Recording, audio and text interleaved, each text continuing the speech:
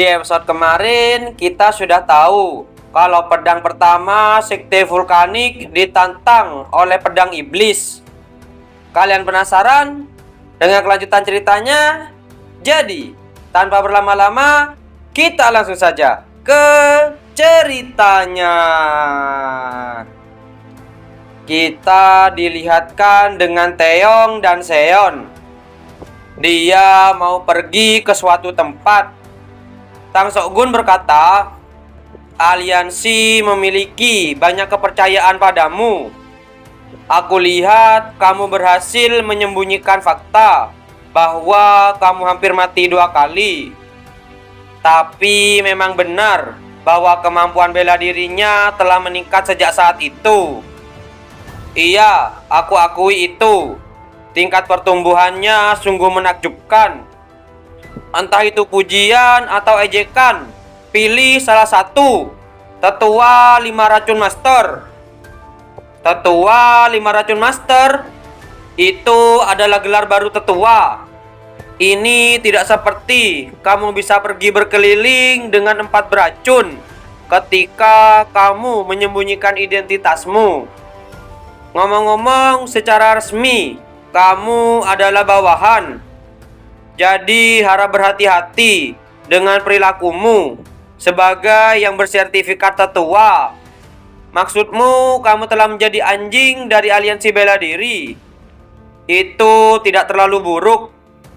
Jika kamu ingin mendirikan sekte dengan nama Tinju Raja Surgawi, memiliki aliansi bela diri sebagai pendukung yang kuat bukanlah ide yang buruk. Dengan tiba-tiba Taeyong memukul sebuah pohon di sana, dan dia berkata, aliansi bela diri, 10 ahli yang hebat, 9 sekolah besar. Sejak aku masih kecil, aku menggertakkan gigiku karena kebencian terhadap mereka semua. Bukankah kamu juga berjuang dalam perang besar antara kebenaran dan kultus demonik? Kita akan menyingkirkan musuh bersama dari sekte demonik. Sekarang musuh kita adalah pedang iblis. Kamu dari semua orang harusnya lebih tahu orang seperti apa dia. Kita beralih di sekte vulkanik. Lee Seong berkata, silakan masuk. Ternyata Taeyong pergi ke sekte vulkanik. Lee Seong berkata, para tetua dan kakak senior sedang sibuk. Jadi saya datang untuk mengantar kalian sendiri. Saya minta maaf. Tidak apa-apa. Aku bisa membayangkan situasinya. Tolong antar aku ke tetua. Baik. Taeyong dan Lee Seong pun masuk ke dalam sekte vulkanik. Seon dan Tang Sokgun terkejut melihat keadaan sekte vulkanik yang berantakan. Lee Seong berkata, kami sangat malu. Kami tidak pernah membayangkan akan dikalahkan hanya oleh 1 orang. Bisakah kamu ceritakan apa yang terjadi hari itu? Hari itu saya sedang menunjukkan tarian pedang saya kepada tetua. Kita dilihatkan di saat sekte vulkanik diserang oleh pedang iblis. Di sana murid-murid dari sekte vulkanik mulai menyerang secara bersama untuk melawan pedang iblis. Akan tetapi hanya dengan 1 serangan saja dari pedang iblis, murid-murid di sana langsung dikalahkan hanya dari 1 serangan. Akan tetapi para murid-murid di sana masih belum menyerah. Mereka masih terus berusaha untuk menyerang pedang iblis. Pedang iblis berkata, aku datang untuk melihat Shinwo. Apa maksudmu? Itu adalah pedang iblis. Maksudmu pedang iblis dari perang besar antara keadilan dan kejahatan. Kamu tidak bisa bertemu dengan pendekar pedang terbaik dari Monhua dengan mudah. Ini hanya akan menyebabkan pengorbanan yang tidak perlu. Pedang iblis yang terkenal, aku selalu ingin bertemu denganmu, setidaknya sekali. Tapi sebelum itu, aku harus bersih-bersih dulu. Apa? Semuanya, mundur! Dengan tiba-tiba, di atas tempat tersebut ada sebuah pedang yang sedang berputar, sampai membuat murid-murid di sana berterbangan. Cuma hanya terkena efek anginnya saja. Pedang iblis berkata, "Kalian bertahan cukup baik, tapi jika aku menjatuhkan kalian semua, siapa yang akan memanggil Shinwo? Dasar sombong, jangan remehkan Monhua." Kita beralih di situasi yang sekarang. Di sana Lee Seong berkata, "Sekuat pedang biru telah dikirim. Bahkan para tetua turun tangan, tapi itu masih tidak cukup. Pada saat aku mengikuti tetua ke tempat latihan, semua sudah dikalahkan oleh pedang iblis."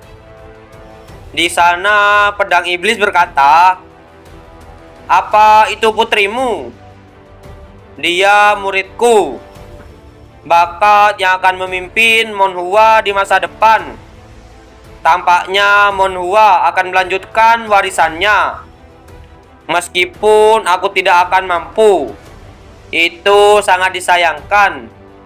Sangat disayangkan. Kamu bicara seolah-olah itu bukan urusanmu. Aku akan kembali dalam sebulan. Mari kita akhiri takdir kita yang sudah berlangsung lama." Aku mengerti. Dan setelah itu pedang iblis pun pergi. Kita dilihatkan puncak sekte vulkanik. Di sana ada tetua sekte vulkanik.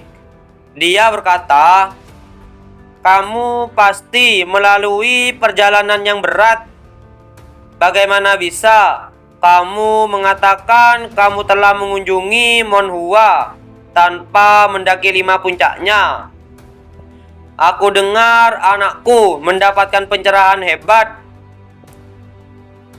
Jadi memang benar bahwa kamu telah mencapai alam yang berbunga.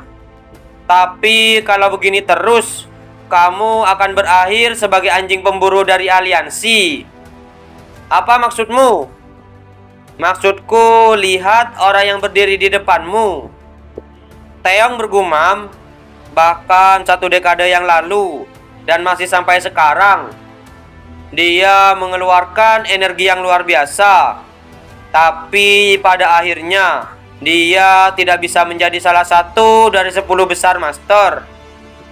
Apa itu takdirku juga?" Kita pun sudah dilihatkan di malam hari. Di sana ada Taeyong yang lagi bergumam. Orang tua terkutuk itu mengatakan omong kosong. Di sana Tang Sok-gun berkata, "Kenapa orang itu cemberut seperti itu?" Karena dia sudah mendengar komentar itu 2 kali. Komentar apa? Anjing aliansi. Terlebih mendengarnya dari saingan terbesarnya. Tapi tidak salah bukan? Ngomong-ngomong, tetua, apa kamu tahu sesuatu tentang itu? Pendekar pedang terbaik dari Monhua dan pedang iblis. Apa yang terjadi selama perang besar antara keadilan dan kejahatan? Kami berada di zona pertempuran yang berbeda. Bukan karena kamu ditinggalkan. Itu mendekati akhir perang besar. Shinwo memusnahkan seluruh desa musuh. Kita dilihatkan di keesokan harinya. Di sana ada Taeyong yang sedang bertarung melawan pedang iblis. Taeyong bergumam, "Aku bahkan tidak tahu ada pisau datang." Pedang iblis juga bergumam, "Tidak hanya serangan kejutan, dia juga sudah bersiap untuk bertahan." Taeyong berkata, "Maaf, Tapi aku tidak datang untuk menang secara adil. Taeyong pun langsung menyerang pedang iblis. Dan serangan mereka berdua pun saling berbenturan. Dan mereka berdua masih bertahan dari serangan tersebut. Pedang iblis berkata, "Sekarang giliranku, cobalah tahan ini." Dengan tiba-tiba, pedang iblis langsung mengayunkan pedangnya.